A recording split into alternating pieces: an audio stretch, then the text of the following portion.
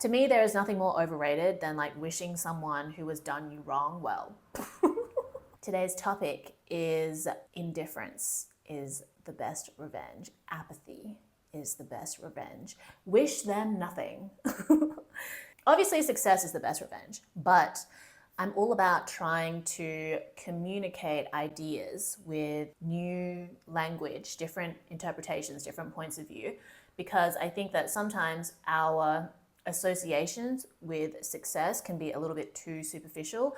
And when we're going through it, breakup, dealing with betrayal, going through a transition period, trouble at work, in friendships, family, romance, whatever, you can be so emotionally charged that you don't even know which way is up or down. Focus on processing your emotions first. You can define success later, after you've reached a point of neutrality, which is apathy and indifference. And then you have a solid foundation to build the next chapter of your life differently to the one that you're exiting. You know what I mean? Also, I'm going to touch on how wishing someone well is overrated and normalize wishing people nothing. Hello, angels, baddies, and bitches. Welcome back to my channel. We're in the business of being hot and having fun, cute, chaotic, and critical thinking. You can follow me on Instagram, TikTok, at Amber Killer, Spotify and SoundCloud. I have a new playlist on Spotify for summer, Dead or Alive Summer 2025, the mood that I'm in recently. Subscribe to the podcast, Friend Crush with Amber Killer, on Spotify and Apple Podcasts, and subscriber-only episodes on Spotify and Patreon. If you've been following me on TikTok or listening to my podcast, I often talk about my definition of love. To me, love is an action, and it is about the extension of your will, okay? It is an effortful process. It's considering another person's needs as equally important to your own. And it's not just in a romantic context, okay? You can be coming from a place of love in all contexts of your life: work, family, friendship, and romance. Romance has the added layer of lust and desire, which in and of itself is not love, okay, and not for the purposes of this. What I'm going to talk about can apply to any situation where you feel like you've gotten the shorter end of the stick and you need to recover from feeling like you're in a flop era and moving into a slay era. A healthy relationship requires reciprocation, a mutual effort in acknowledging and holding space for each other's best interests, and recognizing that sometimes those things aren't compatible. It doesn't have to be 99%, 100% compatible relationship, but being okay with the fact that sometimes this person wants this, another person wants this, but you're communicating and the energy is flowing between the two of you. When things start to get toxic is when one person is usually pouring into something more than the other person. Maybe they're pouring into what has now become a void, okay, energetic void. There is no reciprocation, okay, there is no flow of energy. So that's why it starts to become toxic, you know, the way that a body of water becomes toxic when there's no movement. When it's stagnant, it starts to get a bit stinky, it starts to get a bit funky, okay? So you want to make sure that you are pulling yourself out of the void first, recalibrating your footing on neutral ground, and then building on top of that, okay? Because you can't build on a void. It's just dark and empty. Every attempt that you make to build is undermined by the black hole. So that's why I think when you're in the thick of it, trying to like be successful out of revenge can just seem counterintuitive and insane. Get back to solid ground. So love is effort. If you are putting effort into something, and now the situation has changed, the relationship has changed, you're no longer wanting to come from a place of love anymore.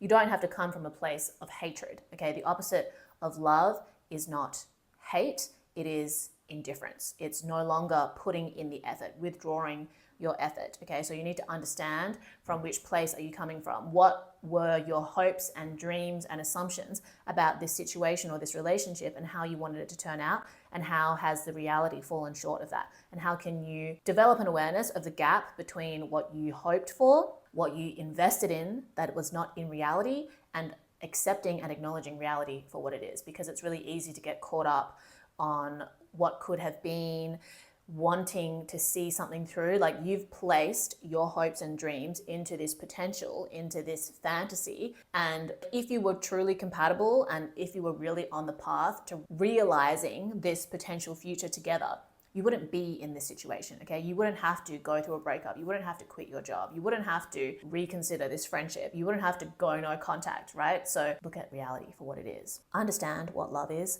Assess how you've approached this relationship, what you might be holding on to that hasn't been realized, and start withdrawing your effort if you haven't already. And the thing is, when we're going through this kind of like seismic shift and change, withdrawing your effort can feel really overwhelming because you might have been pouring so much energy into this situation, into this relationship, that you weren't even conscious of how much energy you are now confronted with that doesn't have anywhere to go. So in my Training for a Breakup podcast episode, my most listened to podcast episode, I talk about journaling, meditation, and alchemizing the energy that you have that used to be poured into this relationship or this situation, and transmuting it into something else. You need to do something new. You need to do something different. So I talk about the importance of hobbies. Learning new things is one of the fastest ways to start to empower yourself, because you're moving in a new direction and you are experiencing and exploring something different to the situation you're currently in, to the identity that you currently have.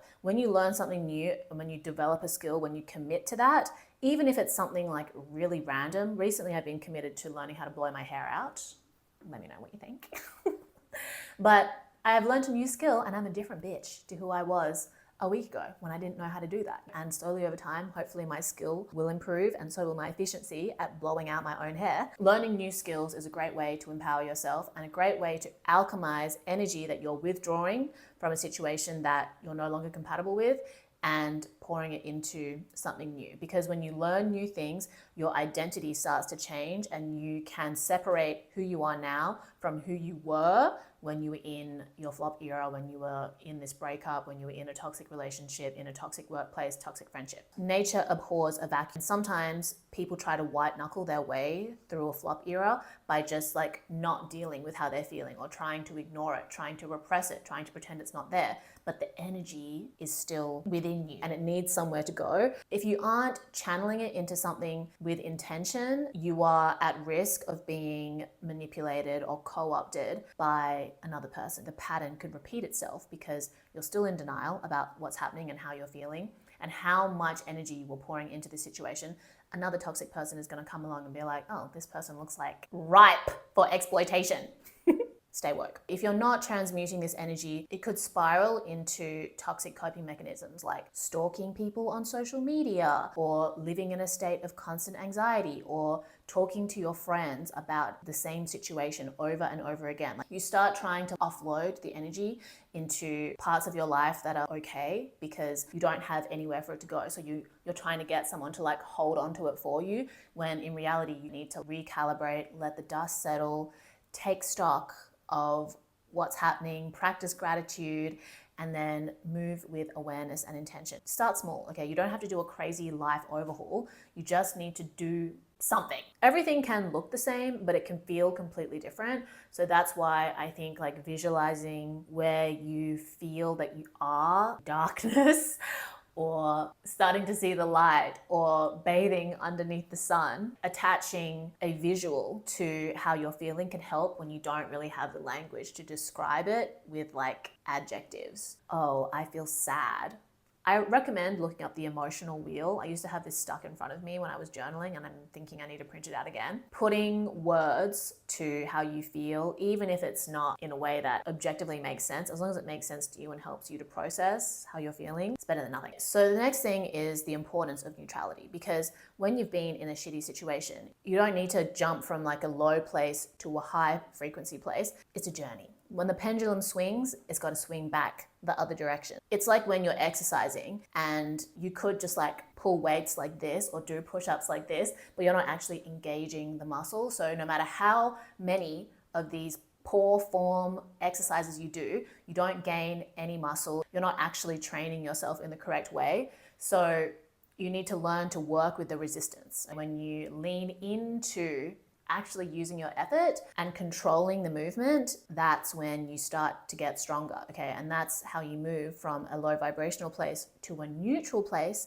and then to a place of strength, okay? And then into a higher frequency vibration. That's kind of how I think about the importance of getting back to neutral, rather than being in a chaotic state where your thoughts are swirling around in your brain and your emotions seem like too much to handle. One step at a time, okay? Imagine it's like unraveling a ball of tangled yarn or something. It's a daily practice. You can't untangle it all in one go. Things take time, and remembering to practice gratitude for small things is a really good way to bring yourself back into the present moment. You want to get to a neutral place so that you have a stable foundation so you can build or rebuild the next chapter of your life, your self-concept, because this is something that's always going to be in fluctuation. It's always going to be at risk of being challenged. That's kind of just life, you know. In the video where I talk about buying this top in Tokyo, I talk about like the transition period that I feel like I'm in, and you come out of one transition period and you feel like, oh, thank God I got through that. And then around the corner, another transition comes along, you know? So it's not about the elimination of these feelings and of these experiences. It's how you deal with them. You don't need to seek these experiences out, but you do need to make the most of it when you're confronted with it, because it is an opportunity for you to learn and grow, so that when you're having a good time, you can just focus on having a good time and not overthinking and overanalyzing whether it's something that you deserve, whether it's something that you should enjoy or not. Live in the moment. Okay, so when you've reached a level of neutrality, there's always the possibility that you'll be confronted with the person or the situation that triggered you into this downward spiral, or that made you question your life and have an existential crisis, or that broke your heart. And I think that in the process of getting to neutral, you need to be ready, be prepared to confront the thing that triggered you. You don't need to seek it out, but you also want to be ready in case you bump into this person at a party or through a mutual friend, or you see them randomly on the street somewhere. Like, you never know. Being able to keep your cool in a high pressure situation or in a very triggering situation is a skill. It's not a skill that everyone is born with, but it is a skill that you can train. High value skills take time and effort to build. Mental exercises are really helpful. The first type of mental exercise is imagining yourself beating up the person that wronged you. It doesn't mean you actually have to go out and beat them up, but a little visual exercise never hurt anyone, because that way you're able to like transmute your anger and you create the feeling of justice being served, even when justice may not have been served, may never be served. You never know. Everyone's karma is their personality. I'll get to that later. If using your imagination is not enough, it's a really great time to sign up for boxing classes or any sort of high intensity workout that you usually don't do. Okay, it has to be something that you don't usually do. Imagine that whoever you're punching or kicking is the person that wronged you. Obviously, this doesn't mean that you have to go out and hit them. It is how you release anger and like process your emotions. Or not necessarily process, but just like exert force. It creates the illusion of you being able to actually hit the person without having to hit them. And some people might say this is problematic, but I don't know what you would prefer, for people to repress their emotions and then have it blow up at a later date in a situation where the person that triggered them isn't the person that wronged them, or for them to actually go out and hit people, you know? So use your imagination to your benefit. You're getting a workout in the process. I did this after my like really hectic breakups. Very therapeutic, you know. My exes should thank me that I chose to punch a bag and not their head. Another visual exercise is imagine bumping into them and how you're going to respond. Initially, you might have a reactive response. Notice what that looks like. You can write a script for the ideal response that you can have. You can practice in the mirror, looking indifferent, looking unbothered. These are skills that you can build, okay? You might not naturally have these skills. It's a great skill to have, looking unbothered. I have natural resting bitch face, but even I like to make sure that I'm brushing up on my bombastic side eye. Precarious positions you don't want to seek out, but sometimes they are inevitable, and it's better to be prepared than not. So make sure you set aside a little bit of time to practice your resting bitch face if you don't naturally have one. It's easy to get caught up in comparing yourself to the person that wronged you because you feel so terrible about how you are and how you feel that they've left you. You are seeking reassurance by finding out how they're doing, and hopefully they're doing worse than you, and you want to compare yourself to them, and maybe they look completely unbothered, and that annoys you because you're in so much pain, and how is it so easy for them? Never assume how someone feels or what they're thinking. To get into the situation that you're in, there was some lack of awareness on what was happening, which is normal. Okay, you can't be aware of every single thing that's going on and you can't predict the future.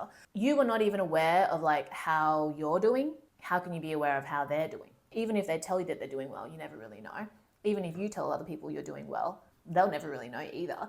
And I take peace and solace in that fact. You know, when I look back on different periods of my life where I felt so certain about what it meant and how I felt and whether it was like a good or a bad thing or the right or the wrong direction to go in, your interpretation of events changes at different stages of your life. You probably felt really good about this relationship and this situation going in, but things change and then now you're dealing with a floppy arms. Don't focus your attention too much on the other person. Focus your attention on yourself and how you feel and how you can process this. And remember that everyone's karma is their personality. I don't believe in going out of your way to seek revenge. I think there is like a minority of circumstances where that does apply. But in general, learning to take an L and focusing on yourself and cultivating joy for yourself, rebuilding your sense of self, training these skills that you wouldn't necessarily train if everything was going well, that has had so much long-term value for me over looking for a way to destroy the person who I feel like destroyed me,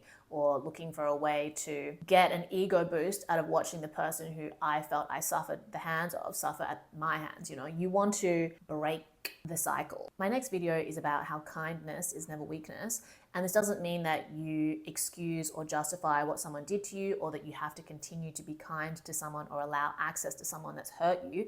Discernment is incredibly important. Focus on your contribution to the world around you rather than feeling like you have to take something from others in order to feel better. You know, when you're in this negative space, you don't want to have to do what the person who harmed you did and suck the energy out of everyone to get to neutral, or to attempt to get to neutral, which is not even sustainable long term. You want to be able to alchemize your energy, move into neutrality, and then slay into positivity and growth. Don't let other people make your life worse, and don't let other people turn you into a worse version of yourself. You can be temporarily a little bit more skeptical or a little bit more guarded while you focus on healing and repairing. But I also think of this as like a physical injury. For example, I split my knee open the other week. The skin on my knee came off, and this part of my knee was exposed flesh.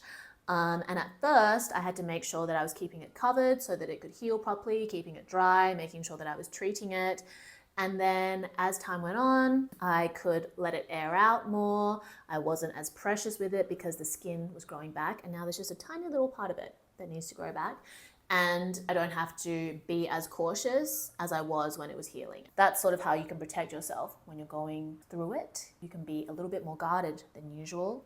You don't need to act like everything's okay and it's business as usual. Pick and choose where that might be necessary. Be compassionate, be kind to yourself, give yourself the treatment that you didn't get from this person or this situation. But yeah, the human body is amazing. You know, now my knee's almost healed, and so is the human mind. There are so many things that I felt like I wouldn't emotionally, mentally, spiritually survive, and somehow I pulled myself out of it using all of the tools and the principles that I discuss in my content. And I still recognize how lucky I've been, the privileges that I have, and there are so many people that have had it way, way worse than me that I have learned from in those moments, in those situations. And I'm very grateful that we're all part of this collective experience together. The next thing is wish them nothing. Normalize wishing people nothing. When you have been wronged and disappointed and you've had the energy sucked out of you by a situation or an experience, and people want you to be like, forgive and forget, wish them the best, as if that makes you a better person.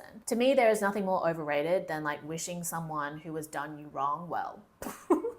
You don't have to wish them well, you can just wish them nothing. I mean, eventually you probably get to a place where you're like, oh, we are all one, and I feel good about myself. I hope other people get to feel this good too. But in the moment, you're allowed to be like, bro, I feel like shit and there's literally no reason why I should wish this person well. I don't even have it in me to wish me well right now. I'm so drained. Why am I wishing this other person well? I wish you nothing. And that's okay. You don't have to wish people ill, and you'll probably have thoughts like, wow, I hope nothing good ever happens to you ever again after what you've done to me. I hope you stub your toe every day for the rest of your life.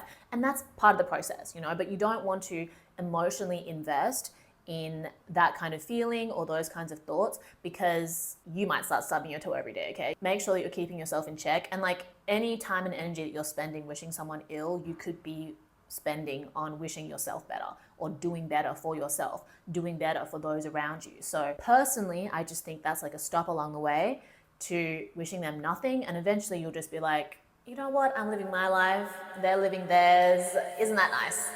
Stay away from me. And if I see you, I'm going to pretend that I never met you. Wish them neutral. Wish them not even an acknowledgement, okay? Wish them nothing. You're on different paths now. Even if you cross paths, practice your, hi, oh my God, good to see you. How are you? Yeah, I'm really good, thank you. Yeah, wow, okay, it was nice to see you. Gotcha. Gotcha. And the final thing is that everything is changing all the time. Even though things can look the same on the surface, everything is changing. You are 1 second older with each passing moment. Real transformation takes effort. Don't think about things as in like, I'm going to feel better tomorrow. Sometimes you need to think, I feel bad today and I felt bad yesterday. So let me pick an activity or something that I'm going to focus on for the next week and see how I feel next week, okay? Track how you're feeling, and you can do this through journaling practices, writing to yourself. Just remember that it takes time. Project yourself into the future. Imagine yourself not caring, feeling a completely different way to the way that you feel now. Sometimes things have to get worse before they get better. This is the way that life is. Internal work is really difficult to do, and it's a lifelong journey. Not everybody wants to do it. Not everybody knows that it's an option. Not everyone will do it. I think if you're watching this video and you've gotten this far, it means that it's somewhat important to you. So just focus on whether you're doing it for yourself or not, because whether other people do it or not is not in your control. When you start to do the work on yourself and you observe the progress that you're making, and it might take a few weeks, it might take a month, it might take a few years, you get to a point where you realize nobody else could have done it for you, okay? Nobody else could have gotten you to neutral. Nobody else could have gotten you to success is the best revenge. And you couldn't have done that for any other person, There is this invisible line between our outside self and our inside self, and only you have access to the inside you, okay? Nobody else can climb in there for you. You cannot climb into that part of another person either. So focus on yourself and your own transformation. Stay hot and having fun, y'all. I hope this video was helpful. Let me know what you thought. Stay tuned for the next video. And follow me on all the things, Instagram, TikTok, Spotify, SoundCloud, blah, blah, blah. Subscribe to the podcast. Drink lots of water. Tell your friends and family that you love them. Normalize wishing people nothing. I love you lots, and I'll speak to you soon. Bye! Mwah!